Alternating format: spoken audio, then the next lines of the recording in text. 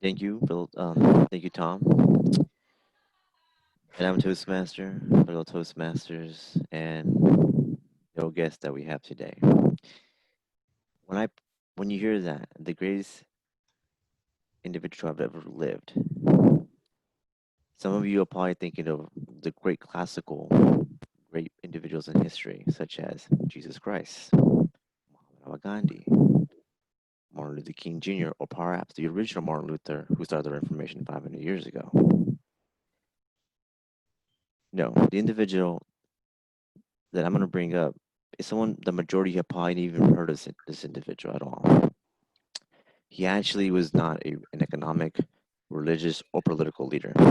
He was actually a scientist. A scientist with a simple goal to end world hunger. It's probably, like I said before, you guys probably never heard of the individual. His name is Norman Borlaug. This individual, this scientist, was born back in the 1911. Let me pull up this on the screen so you guys can see how he looks. He looks like a standing up gentleman. A little bit about him. So, Norman Borlaug actually ended up, this is how he looks. This is his own photo of him. He actually would live up to have a long life.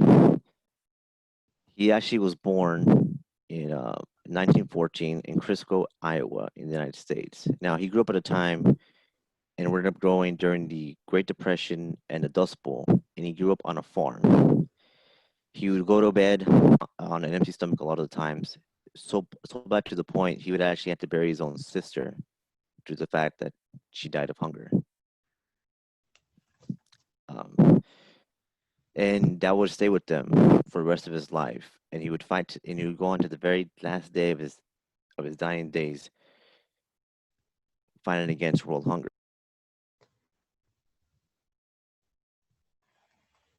Him to go into a more into college. He focused on forestry.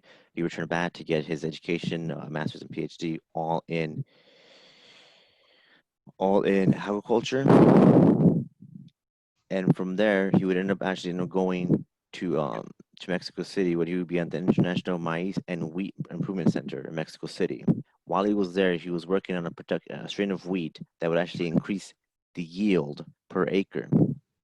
He would use this technology, or correction, let's go back with, he would use this science in Mexico.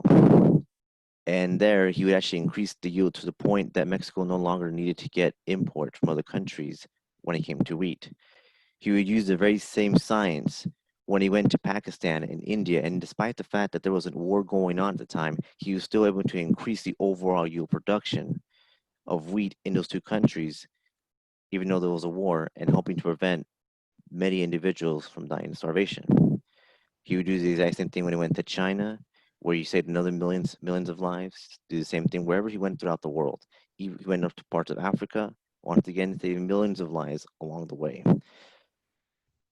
That to the point that he finally received his Nobel Peace Prize in 1970. He was accredited with saving 1 billion lives. Let me say that again, 1 billion lives by the time in 1970 when he received his Nobel Peace Prize. His sole goal in life was to fight world hunger, and he was doing all of this at a time between 1960 and 1970s when everybody was predicting there was going to be a mass die-off because there was not going to be enough food in the world. He didn't want that.